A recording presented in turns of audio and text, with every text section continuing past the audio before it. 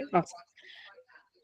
Okay, so I'm just going to do a quick intro here, and then I am going to go quiet and multitask since I've heard Wes's presentation before. But the reason I wanted to get you guys both together with Wes is our head of our entire sales engineering team. He's involved in almost all of our big deals. So, and he has been at Eclipsium, I think, literally the same amount of time I have. I think he beat me by about 3 weeks. So we both joined in May of 2022. So the reason I wanted Wes to join us is, number one, he is really incredibly good at doing the value prop.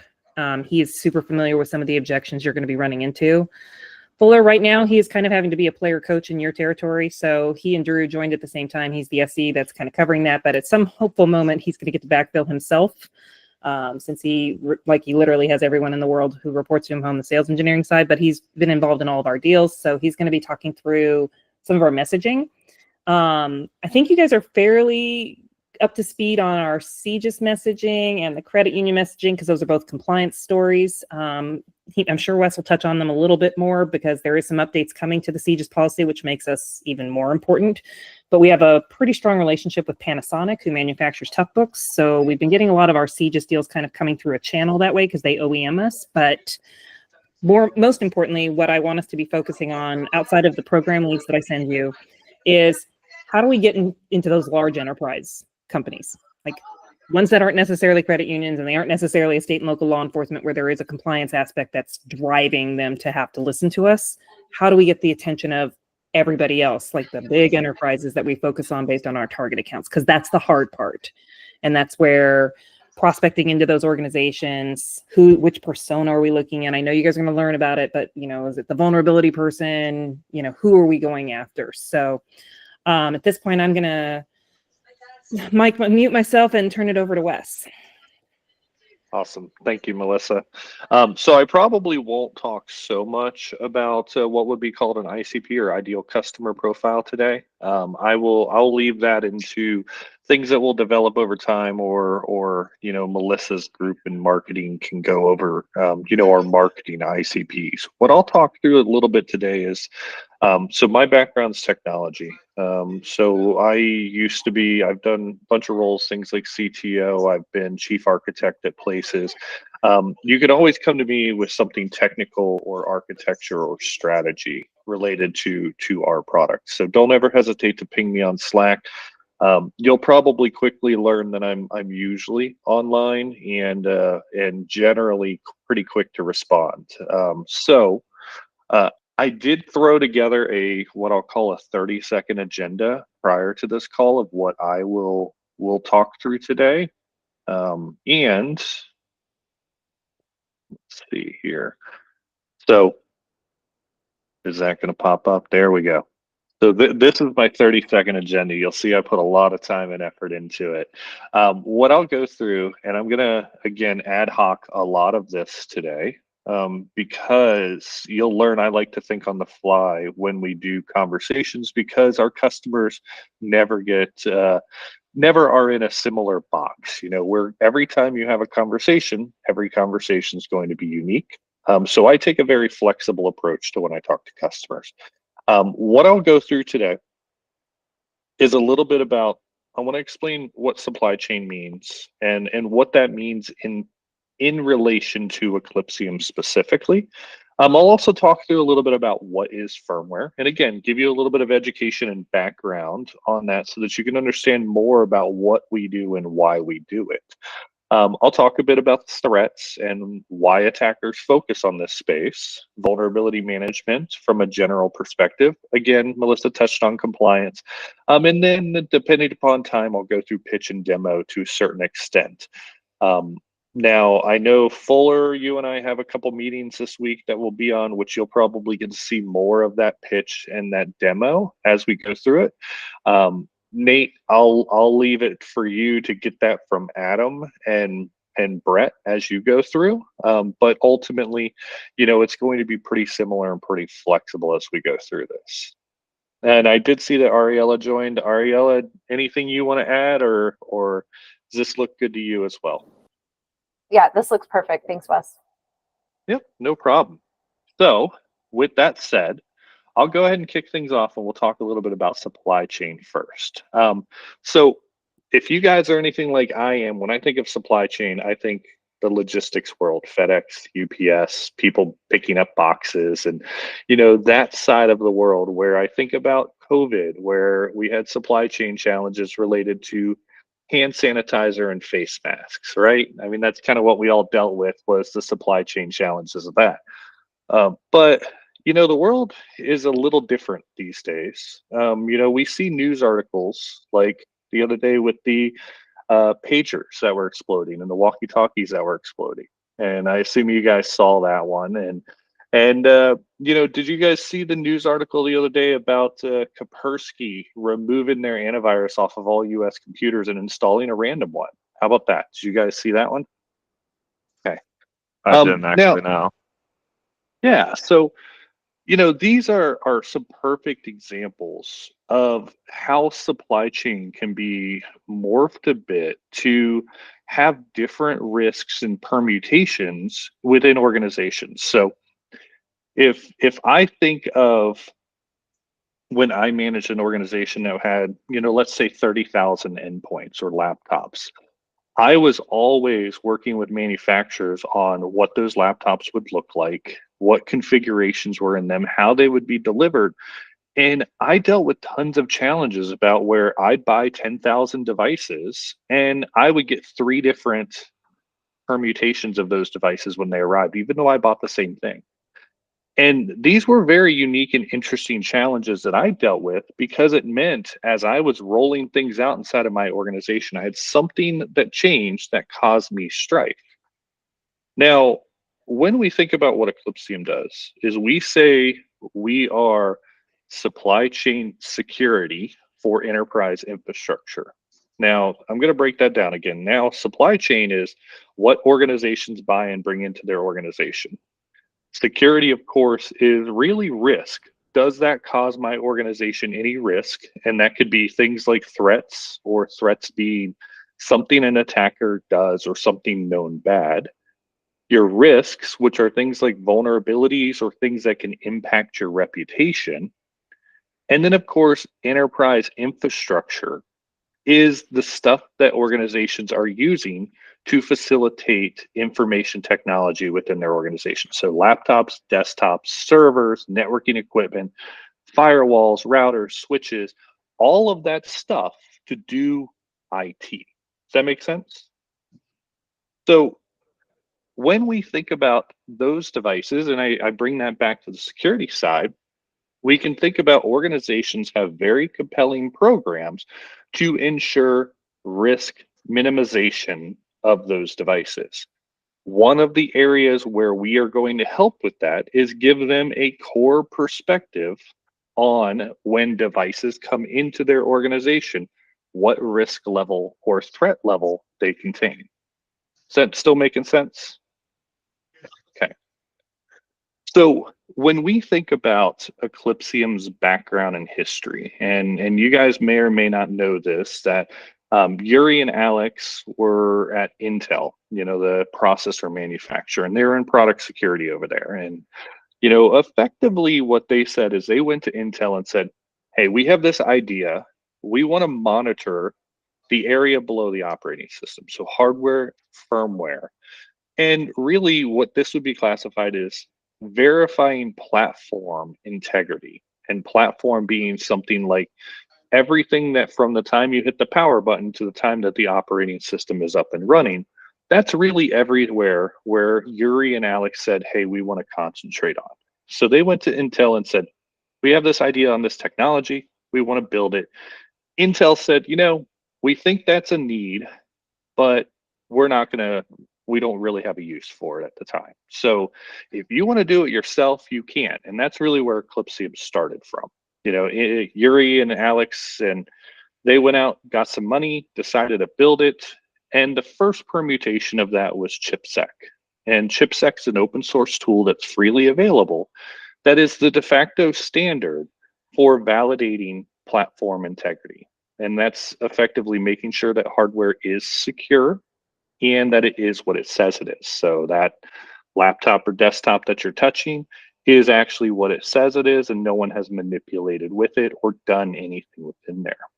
So when we think about what happened with after ChipSec is, again, Yuri and Alex said, hey, we need to make this a solution that organizations could use. And so they changed from being a what I'd call a tool, a utility, into a platform to manage things at scale. And that's ultimately what Eclipsium's supply chain security platform does, is it gives organizations the capability to validate that integrity of their devices from a risk, threat, vulnerability, and change perspective operationally across their entire fleet of devices. Still making sense? Any questions on that first off? No, that's good.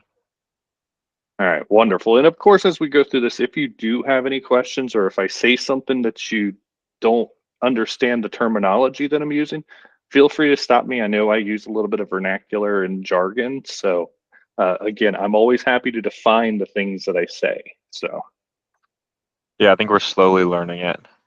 mhm. Yeah, and what you'll learn here is that we use a lot of typical cybersecurity language. We do a little bit of supply chain language where we call computers assets and devices assets and things like that.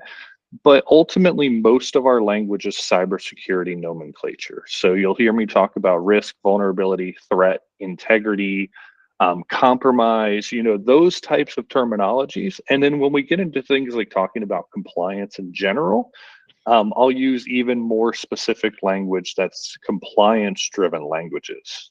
Now, my expectation of you guys is very clearly, I want you to be able to express what we do in easy to understand language that if you got into an elevator with someone, you could say, Eclipsium helps protect devices against bad actors below the operating system.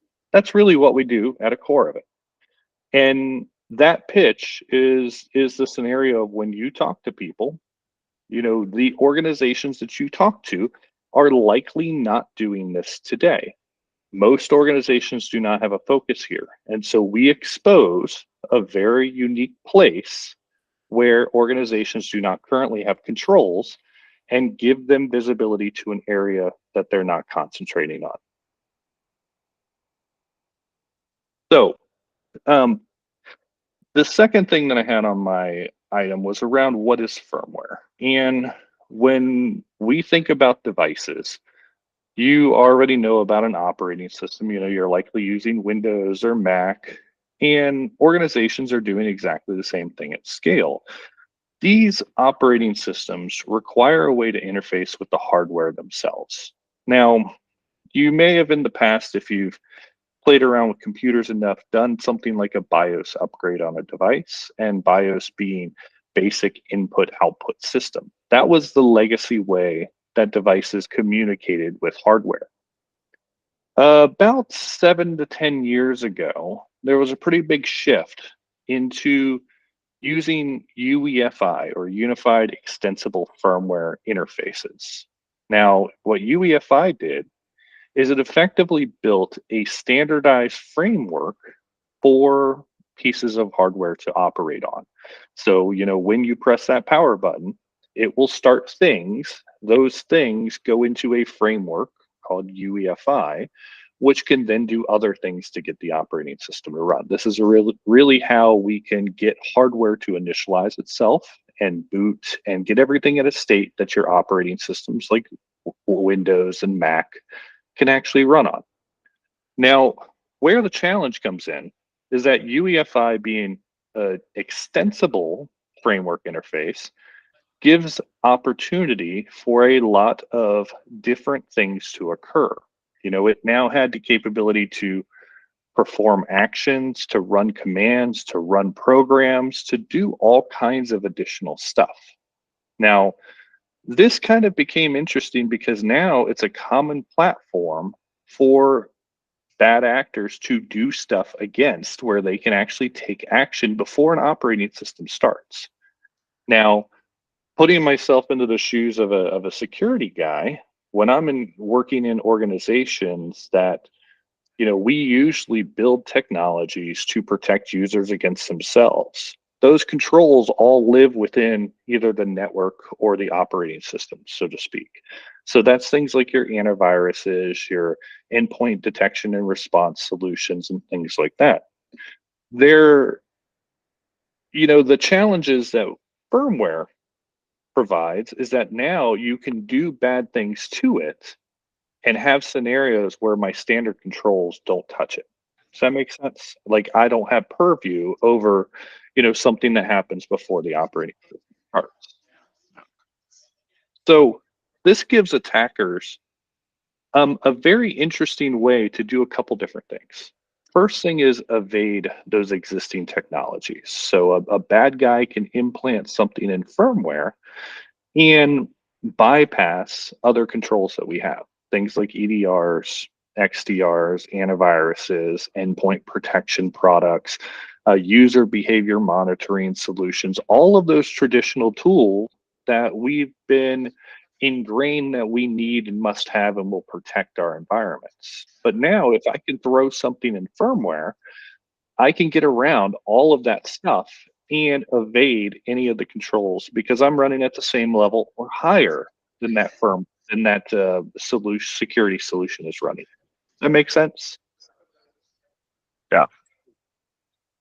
So this means that now if attackers can evade our existing technologies and we're running outside the operating system, we can also remain persistent on devices. So if you've ever seen someone get a ransomware infection, usually in an organization, the first thing you do is you collect the device, rip the hard disk out of it and replace it or re-image that device to get rid of the ransomware, restore from backup a known good. With a firmware implant, now when that device reboots, I could reinfect that device and remain remain persistent on that device, even if we've completely wiped that device and reinstalled. So this now gives an interesting perspective because if we think about something like organization has a ransomware outbreak, they collect every device, re-image it, redeploy it, and then it immediately reinfects itself. We have now a level of persistence that a bad actor could do to always remain in an environment, or what's called dwell time. Now, in most organizations, you try to reduce your dwell time of attackers to as much as minimum as possible to protect your organization or lower that risk. When we talk about firmware attacks, those dwell times end up in range of years that attackers can remain inside of an environment. So when you see those news articles about, Target had bad guys inside their network for years, those are extended dwell times, which is what organizations do not want. That makes sense? Perfect.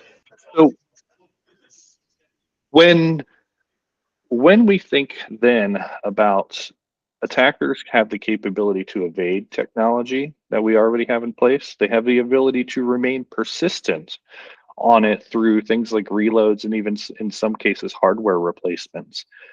They also have the capability of having the highest level of privilege on those devices and can do things like data and even hardware destruction. So if you've ever done things like overclocked a computer, you know that when you go into the BIOS and you're setting things like voltage settings, and if you goof it up, you can overheat something and actually fry something. Well, the attackers can do the same kinds of things. So at the start of the Ukraine-Russia conflict, there were news articles about an entire power plant being taken down. And what actually occurred there is Russian hackers effectively used what would be called a wiper on those devices, implanted in them, and then wiped all data on those devices and effectively rendered them inoperable. Now, if we look at this from a threat perspective as an organization, if I get something like ransomware, I take that device down, I reload it, I put it back into service, that device is down for, let's say 4 hours. If I then destroy something like the motherboard or the disk or the processor on that device through a firmware implant, now we're not talking about a device being down for 4 hours. We're talking about a device being down until I can get replacement hardware. And I'm not going to have, replacement hardware for an entire data center of servers, as an example. So now we're talking days, weeks, and months of outages to organizations if they get attacked by a firmware implant or an attacker that wants to do physical destruction in their environment. And we actually did some research on for cloud infrastructure where we could take an entire data center, move laterally within it, and take that data center down through a firmware implant and keep that data center down and force that data center to effectively replace all their hardware. And in that situation, if you think about an organization where all of their critical data, their critical operations are running in that data center, and you take it down for, even hours, we're talking millions of dollars of impact.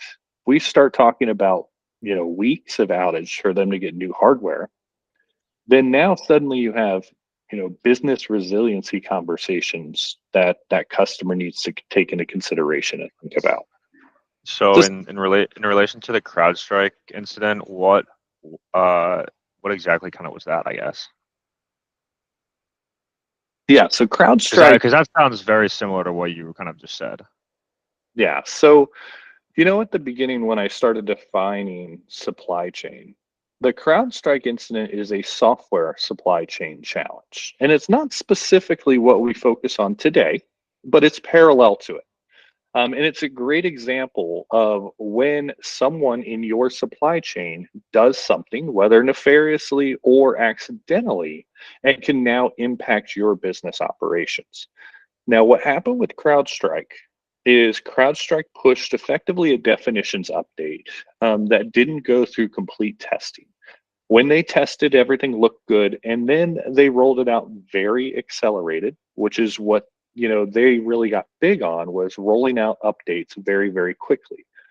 And very soon after found that obviously it was causing a blue screen because the way that they do their driver loads as part of the boot process of Windows. When that error occurred and running in kernel mode or in the kernel of Windows, when you have a failure, that failure is effectively a blue screen causing the device to then reboot. So in CrowdStrike's issue, it was trying to think of how to say this nicely. It was a poorly tested scenario that rolled out very accelerated and caused issues with, hundreds of millions of devices out there in the world. Maybe not that many, but a significant portion of devices out in the world that were using it. And we focus on a similar perspective, just one extra layer down. So CrowdStrike was in the kernel. We're one layer below that in firmware and hardware. Does that make sense, Fuller? Okay. Yeah. So one of the key things that when we're talking about things like what we protect against is, and you guys have probably heard the term FUD, or fear, uncertainty, and doubt. And one of the things that I try to strive away from is selling against FUD. And that's one of those scenarios where, you come into a meeting and you're like, oh, your organization's going to be down for a month because you had a firmware attack and it's going to cost you billions of dollars. That's what I don't want you to be doing. And what I want you to do is to focus on organizations from a perspective of, let us help you reduce the risk that you have. So it's fine grained nuances there, but most of what we provide customers are capabilities to lower their risk of either attack or these vulnerabilities in general. And that's where a big part of our conversation around risk reduction and vulnerability management comes into play. Now, vulnerability management is a key component in almost every organization's security strategy, where they're looking at all of their devices and operating systems and software and checking for vulnerabilities within them. You may have heard that also explained as things like CVEs. And you may have heard terminology like CVE, CVSS, or severity scoring. And this is what their security organizations will look at holistically to determine risk within their environment of devices and software and things like that. We provide vulnerability management at an area of firmware. So when they're looking at vulnerability management, they're looking at OS and up. And again, we provide that little bit of area slightly below the OS that's going to complement what they're doing from a vulnerability management perspective. And ultimately, when we talk to organizations, we'll help them to understand that they likely have a gap there. And we add to that process and help them find more. Now, not every organization is going to care about this. And this is the interesting perspective, is that as a security person, I go, hey, this is really curious that an organization wouldn't care about this. But an analogy that makes it real simple to understand is if I'm in a rowboat and that rowboat has a whole bunch of holes, I'm really only going to care about the holes that are below the waterline and the things that are helping me sink. And so if an organization has a lot of challenges already and a lot of holes below the waterline, they're going to need to concentrate on those. We may not be below the waterline for that organization, and that's okay. But that's where we help to educate them on the challenge. And when they get to a point where they need us, they'll come back to us and understand. Does that make sense? So Ariel Yeah, I is mean, probably is this like a thing where eventually they're all gonna just realize that they need this, or how does that, I guess, like realization for like, you know what I mean by that kind of? Yeah, absolutely. And that's we're seeing a big shift in that right now from the pager incident. Organizations are actually saying, holy crap, like a nation state could implant explosives in devices that I can get. Or, they're going, hey, we're not actually checking the stuff that comes into the organization. And this is actually one of the reasons why, when Melissa was mentioning compliance earlier, that compliance is a key driver to us having fast moving opportunities and easy to justify opportunities. So in NIST 853 Rev 5, now I know that was just a whole buzzword right there, but 853 is a compliance framework for cybersecurity standards. And in 853, there is a section of compliance controls around things like supply chain risk management, or SCRM, as well as there's a one around system integrity, specifically SI7, which is system hardware and firmware integrity verification. And it's a control or a thing that organizations need to make sure they have a solution for that requires them to monitor devices for change and risk or vulnerability, as well as integrity. We're the only solution that does that as a vendor agnostic solution at scale. Now, that was a huge statement there, so I want to make sure that that sinks in, is that when we think of compliance, the de facto standard, NIST 853, which most compliance frameworks are based on, has language in there that says organizations need to do exactly what Eclipsium does at scale. And we're the only thing that does it vendor agnostic. And Melissa went ahead and put a blog post as well in here, which is a great read on understanding the things that I mentioned thus far and their relation to 853. And I know that the new CJIS compliance blog post that came out, I think the end of August, that relates directly to NIST 800, right? Correct. It does. It does. So CJIS is Criminal Justice Information Systems, and it's the compliance framework for accessing criminal justice information, or CJI. It is designed and maintained by the FBI and their advisory board. They use NIST 853 as a referential framework. So they take stuff out of NIST. When NIST puts things in 853, they take pieces and parts out of that and put that into CJIS. Now, CJIS Security Policy 595, which is what was just released in August, does a couple different things. One, it has SI7 directly in it that I've referred to before around firmware and system integrity. And it's used by police organizations or anybody that accesses criminal justice information. Now, very similar language is also used in a whole bunch of other compliance frameworks. So you may hear of things like NERC-CIP or FERC, so NERC, FERC. Those compliance frameworks are for things like your energy and utility companies, for example, and they have language in them around you must maintain visibility at integrity of your devices. And these are things where organizations are like, yeah, we do that.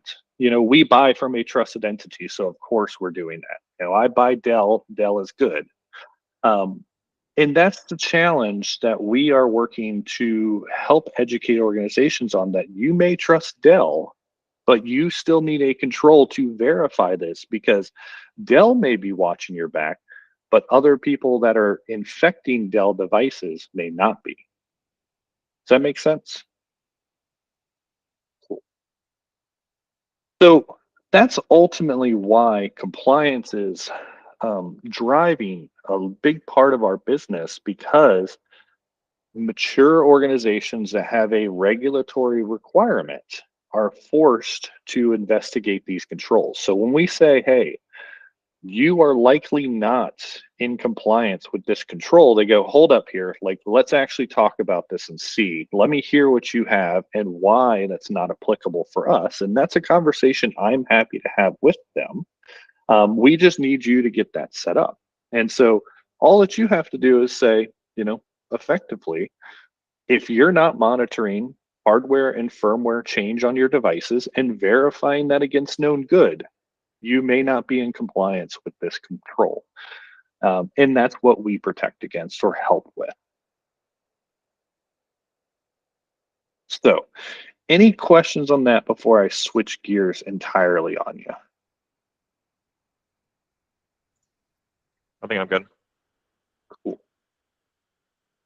All right, so I'm going to go ahead and share here, and I'm going to walk through a little bit of what I go through on a typical what I'll call first call education pitch. And again, this is going to be very flexible depending upon the customer. So I use this as a framework to base the conversation on, but I can take it in many different directions depending upon the customer. So I always start by telling them, hey, we focus on supply chain security for enterprise infrastructure. And I know that's a bunch of buzzwords. And I help them define, you know, supply chain. While traditionally we've always thought of it as logistics and boxes, we've learned over the years that supply chain can be any number of things. Things like organizations getting compromised, like SolarWinds, to, you know, implants in hardware that we always hear about as things like nation state backdoors. I also explain enterprise infrastructure being the stuff that makes their IT work. But then I like to explain and position where we are. And I explain that as we focus on the area below the operating system. And, you know, I break this into three different camps. One is visibility, understanding what an organization has, helping them to find all of the things that we focus on. Then we take that information and look at it from a security perspective. What risks, misconfigurations, vulnerabilities, or threats exist in those devices themselves? And then also talk into the integrity side of it. That's monitoring for change. Have things change? Excuse me, have things change from what we expect on that device? And does that device match with what we expect it to? And so that's an interesting thing, because that's the scenario of, does that device that's sitting in front of you, is it actually what the manufacturer shipped? Has anybody manipulated it?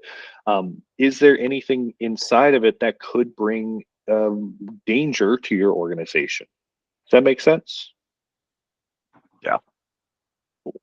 So this really covers two different arenas. One is all the devices that are inside of an organization. We need to help assess those and reduce the risk on them. So that's everything that an organization is already using, help them to understand what that is. But then it's also the perspective of let's look at new things that come into the environment as well, or assessing new devices. And, I'm sure you guys are guilty of this. I know I am, where when I buy a new shiny device, I get this new laptop, and the first thing I do is I yank it out of the box and I power it on and I connect it to my Wi Fi network, right? And organizations do this too. They may buy it, it may go to a build depot, they may put their operating system and their antivirus and stuff like that on it, but then they immediately deploy it. There's never a check to make sure that that device is actually what they're expecting it to be. And so when you see things like news articles about the US Navy buying Cisco switches and then trying to get support on them, and Cisco going, no, we never actually sold you that. And then finding out that they bought it on eBay and it's a, clone or counterfeit device. That's the types of things that we help organizations to find earlier in the process to help them establish trust in the devices that they're using. So if you've ever heard about zero trust, we focus on establishing that trust because we verify those devices for all of their enterprise infrastructure. Is that still making sense?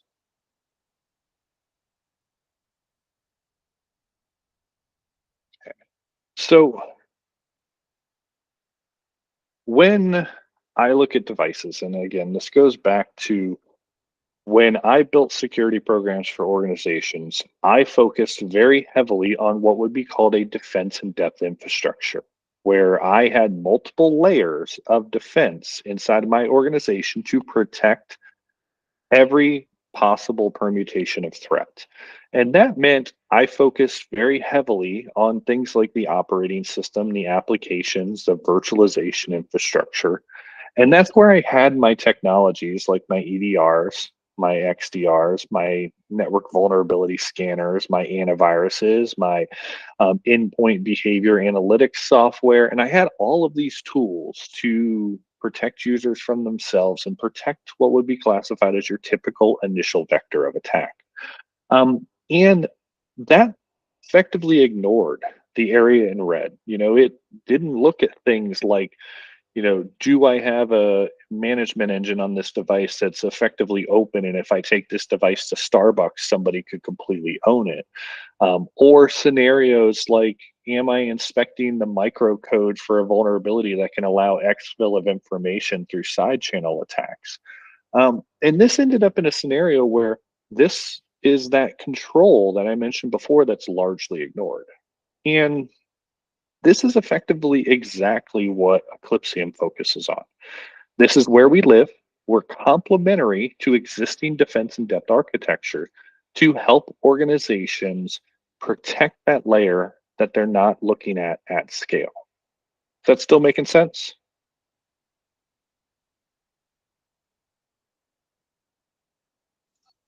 Yeah.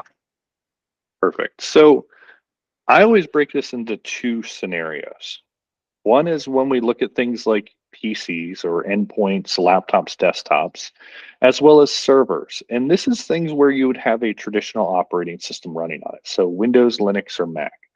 And I've thrown some examples up here. This is your traditional Dell, HP, Panasonic, Lenovo devices, your HPs and similar.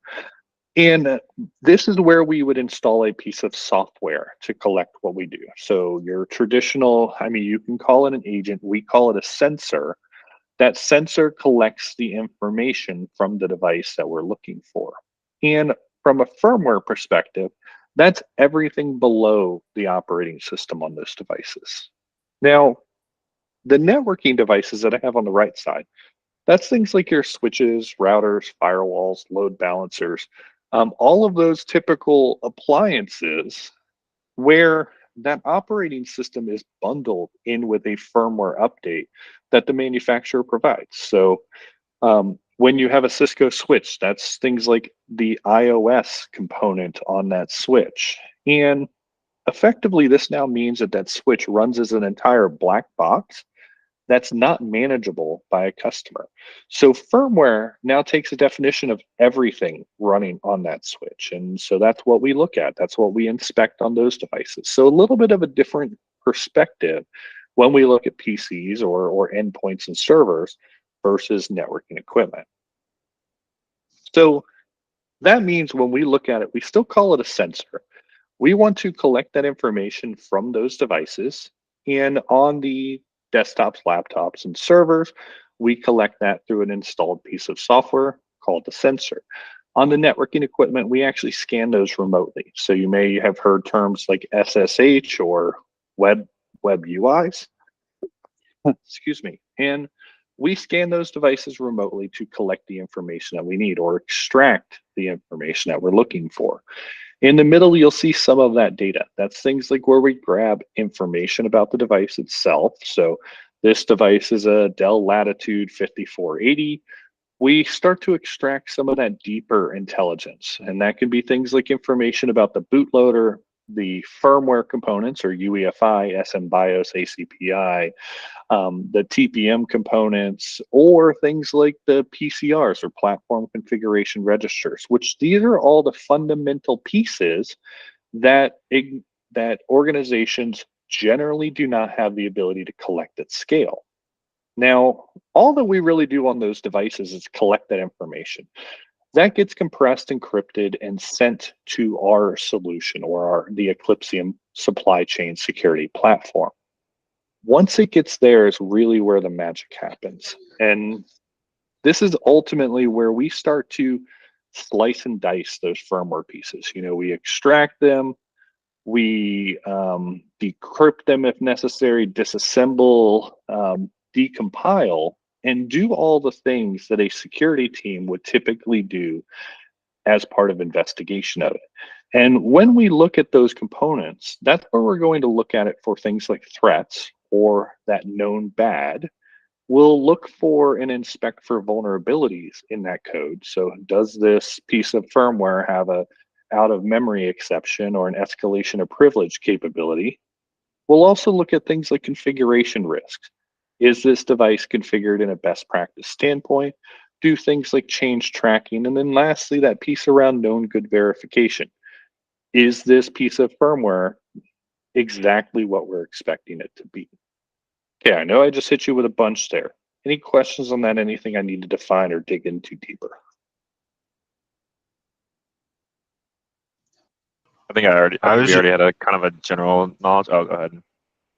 Yeah, I was gonna say, just like a curious question. How long does that the whole process typically take? Because you have to implement and extract and then reassess. How long does that usually take? Mm-hmm.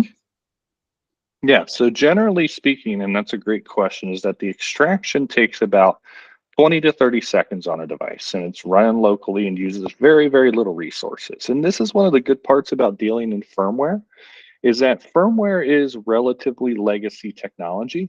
So things go a little slower than what, the newer technologies would do. So extraction of firmware, let's say, takes 20, 30 seconds, and it uses very, very little resources on the device. That, of course, gets encrypted and compressed and sent to the backend, which uses a little bit of network. And once it gets to the backend, that dissection process is what takes the longest. On most devices, that's, let's say, about 3 minutes in time for us to process it. And of course, that's parallel and at scale. Now, when we look at that, that's what happens here in the middle under the where it says administration and analytics service. That ultimately occurs across the organization's environment at when we take those scans. And I usually say that we scan at time of risk. So that's after a device has been offline or powered off, or if it's been up for a certain period of time that we want to inspect that device live. And so if you think about it from a perspective of we take a scan, within 5 minutes, we know about the results of that device. Does that make sense? Yeah, thank And you. then in terms of when I know it's kind of like a continuously working automation tool. So and this may not have anything to do with it, but like, let's say, I don't know, they're using our product, they scan it, it's all good. Like 3 months down the line, if they want to know if it's still like working well, looking good in terms of it's secure and all that, can they just like scan it again, or is it just continuously working or continuously scanning? Yeah, is that like Yeah, kind of like so a relevant question? it's a great question, and where this comes into play is how an organization wishes to use our technology. In most situations, you'll hear us say we do it through continuous monitoring or automated monitoring, which is what we do on the left there. That's where we install the sensor or we regularly scan that device. And that device is sending us data on a regular interval. And that's where we can use that to monitor for change and continually check for that risk on that device. Some organizations have concern about agents, and you'll hear this as things like agent fatigue, and they're like, "Oh, we don't need yet another security tool or yet another security agent on a device." And that's the cool part, is that we don't have to be an agent. We can be done in a way where they determine how they wish to scan that device, and so that's things like we can run in a portable mode or a ephemeral mode, you may hear it determined, or dissolvable, where we run on the device and the customer determines how that's ran, whether they use SCCM or Intune to kick it off, or even something like a script or a task scheduler, where it then collects the data that we're looking for on the interval that they determine, and then we effectively disappear or can disappear off that device so that we make no changes. And this is used for things like, I want to do an assessment. So I'm buying an organization and I want to assess all of their pieces of hardware before I bring them into my network. We can be used as a tool to help them with that.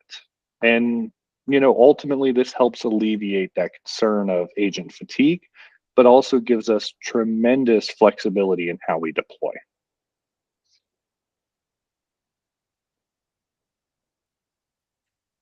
So the other key thing that I wanted to make sure I highlighted on today is that when we talk about security tools in organizations, you don't generally buy tools that exist as an island and do their own thing. Companies want to use things like single panes of glass and integration of data. So while we collect the data from their infrastructure on the left, it gets shipped to our service in the middle. And in most cases, we do this with a dedicated cloud service, but we can do on-prem if a customer requires. The key thing that most organizations are looking for is that we also send data out to other systems. So we can send data to things like SIMs and SOARs, or, I'll call these log aggravators or event correlation solutions, where then we're sending data about their devices and giving them intelligence that they don't actually have today. So feeding into what they're already doing from a security operations workflow and giving them unique and intelligent data that, ultimately they're not looking at today.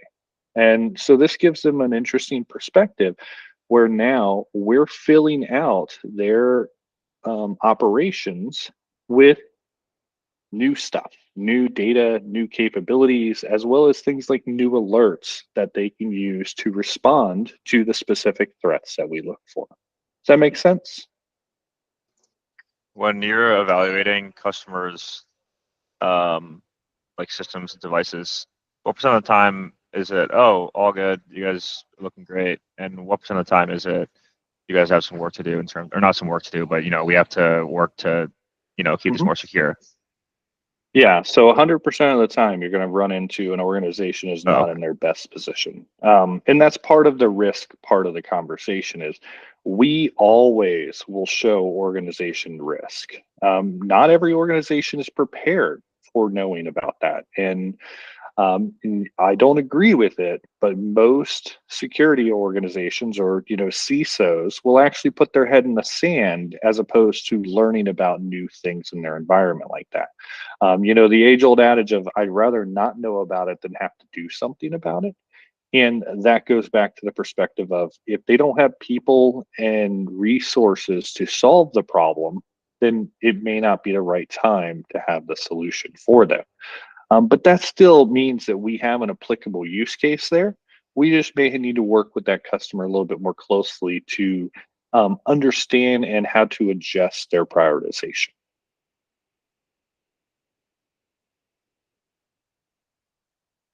So last thing I wanted to talk through is a little bit of what I call the integrity chain of trust. And this is effectively a perspective where, as we buy devices, I want to be assured that that device is what it says it is throughout its entire life cycle.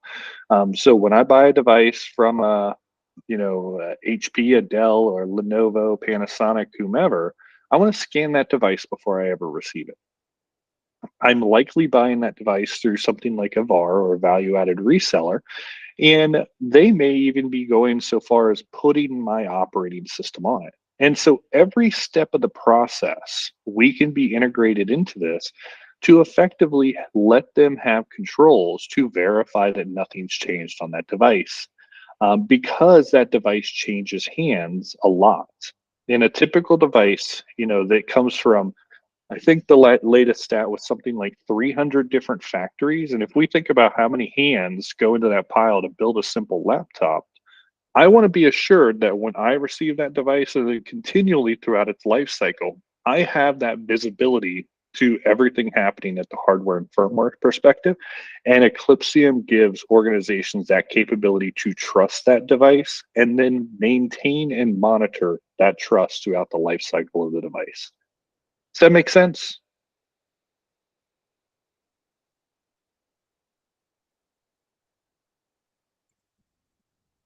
All right, perfect. So I have 6 minutes left. I'm going to pause. Any questions before I just do a real quick and dirty live demo? I think I'm good. Yeah, I've kind of just been asking as they pop up. Wonderful.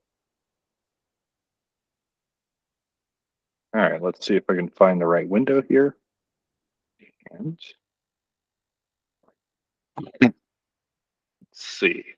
Okay, so now we're looking at our management console. And when I run through a demo, I always keep it incredibly high level because we can always go deeper in things like a POC or follow-up conversations. The dashboard itself, I highlight really just the three main areas that we have over here on the right, where of course in the middle we have our inventory. This is that visibility where we show organizations what devices they have and allow them to dig into those specific risks on those devices themselves. In the risk section, I break this down into the 4 different areas here around on the threat side, or threats again being that known bad stuff or known malicious things within an organization. We also have integrity failures, which are things like pieces of devices that don't match with what we're expecting or behaviors that don't make sense to us. So something for an organization to look at. Now, to map this with security vernacular or jargon, a threat is that known bad or malicious, or an indicator of compromise. An integrity failure would be something more akin to an indicator of attack. This could be something bad, but we don't have a fingerprint of something known bad. Vulnerabilities are exactly that. We look at vulnerabilities in the arena that we focus on, which is predominantly in the firmware side of the house. So we're going to look at vulnerabilities in areas that their vulnerability management solutions likely do not look at today. In most organizations, we find a very sizable number of vulnerabilities and can supplement what they're already doing from a vulnerability management perspective. The other big thing that we're going to look at is that device actually up to date with what's out there? So going back to compliance controls, within compliance controls, there are mandates on times that patches need to be applied. This also applies to firmware updates. And we will show organizations if a device is out of date and help them remediate that on their things like their laptops and desktops and servers. And then baselines are really, do devices match with what we want them to do? So I'll use an example of, I'm an executive at a bank. I'm going to travel to a geography of concern. So whether that's something like the Middle East or Asia or Africa, I want to make sure that when I leave, my device looks a certain way. And then when I come back, I want to make sure that it still looks that way. And if something has changed, we can fail a baseline, and then that customer can be notified about it. So this is a good example of the age-old scenario, what would be classified as like an evil maid attack, where I go through customs in China, as example, they plug something into my device, and then suddenly my device is now compromised. We can help organizations find that. And then, of course, here at the top, alerts and updates is really around showing pertinent time-sensitive data, excuse me, within the organization around things like detections, if we find them, coverage updates or updates that we've done, and then recommendations being specific recommendations around what I call the low-hanging fruit within the organization. So like, for example, this desktop S31 device here. If I jump right into that device itself, you'll see this is a Dell Latitude 5480 running Windows 10. We grab some metadata about the device, but then we also look at things like the vulnerabilities contained within that device and show those. You'll see here that these focus on things like the Intel management engine, UEFI and BIOS, CPU microcode, but we still use industry standard vernacular like CVSS and CVE so that organizations can align this with what they're already doing to gather additional intelligence or understanding about what these things are. If a customer may not know about a specific vulnerability, like this insufficient access control on an Intel ME, they can dive into it where we present more information about it, recommendations, ancillary or auxiliary information on URLs, as well as dive into the specifics about that vulnerability and other assets in their environment that are detected that as well, that have that vulnerability on as well, I should say. But if I go back over here to my device, I went one too far, sorry about that. And if we look, the next section is about updates. In this case, this device is running version 133. We know that's out of date because it comes from 2017, and we know that there's an update from August. And I do apologize, I just realized that we are out of time on this. I don't have a hard stop. Do you guys, can I go a couple minutes over? No, you can keep going. Okay, perfect. All right, so in this case, you'll see that this device is about 34 versions out of date, and so it's a little down level. We do show customers the change logs between those two versions so that they can actually see everything that's fixed between those two versions of devices, or excuse me, of firmware updates. We can also have them download the update directly from us, or even schedule and push out that update for things like, again, their laptops, desktops, and servers. And in this case, we actually can do the update completely transparent to the end user. It just applies as part of the reboot cycle. Or we can also present a UI for the user to allow them to delay or initiate the restart and those kinds of scenarios as well.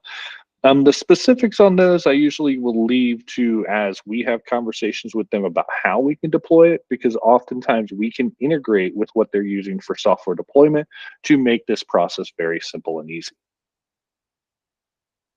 The component section here is really the details about what we collect from the devices. So you'll see all the different component layers of things that we collect.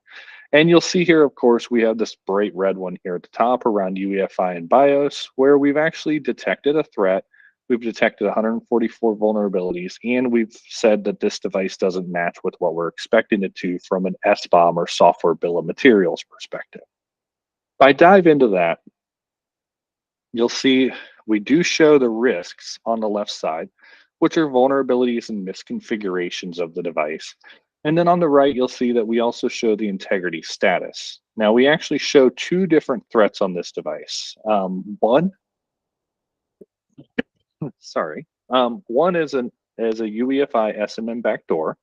which again, the customer can click on and get more details about. And you'll see in this case, we actually detected this through a binary marker on the device, or effectively, we've matched a piece of code with known bad code.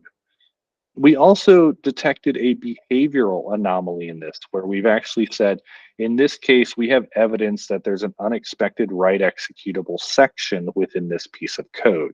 And this is actually something that says this doesn't match with what we're expecting to be in this part of the device. And ultimately, this is atypical or anomalous behavior that needs to be investigated more. So this goes back to the UEFI SMM backdoor would be that known bad threat or indicator of compromise. The suspicious sections, we don't actually know that that's a compromise, but this would be an indicator of attack for atypical behavior. Does that make sense? So when we look at this, on this device, we actually extracted 523 different pieces of firmware.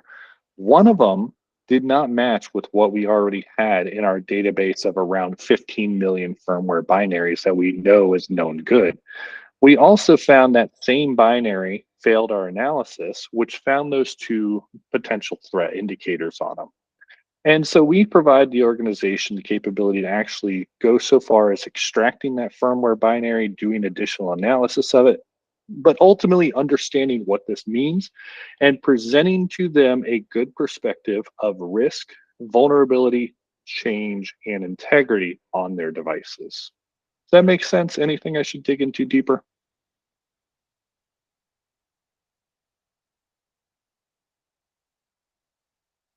I mean, I think I'll definitely look over this again, but I think it'll also be helpful to see what interests the customer, like on these calls we have for the next couple of days, like what they're asking about and how you guys are interacting with that. I think that'll be helpful too.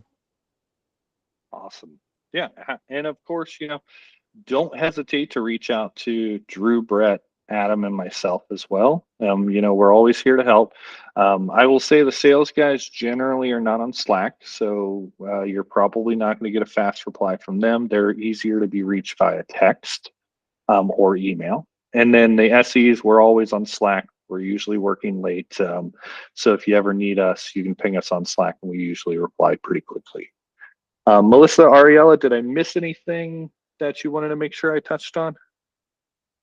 I think this was a really good start. Yeah, no, this was super helpful, Wes. Thank you. Glad we recorded it.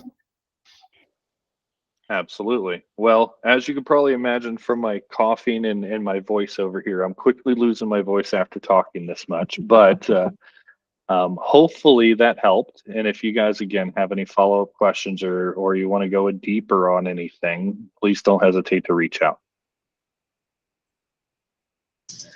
Awesome. Definitely. Thank you so much. You. Thanks you guys again for joining us. Yeah. And Melissa and Ariel, I sent you guys the lead write-up follow-up steps. I don't know if you guys saw it. It definitely was not amazing, but I just want to at least get that out there because I know we talked about that last week. And then I have 2 more the next 2 days, so I'll get those to you by the end of days of their respective days. So yeah. Great. That's super helpful since we're not always on the calls or they conflict with something. It's very helpful for our end too. Cool. Perfect. Thanks, guys. Thanks, everybody. Yeah, thank you. Yeah, also, have a good one. Before we go, Melissa, Jake wanted us to remind you that about the NPS survey he sent you. I wasn't sure if. Yeah, I forgot. Yep, I'll do it. I will get that done. Thank you. Thanks, y'all. Thanks again, Wes. Yeah, have a good one. Bye. Thanks. Bye, guys.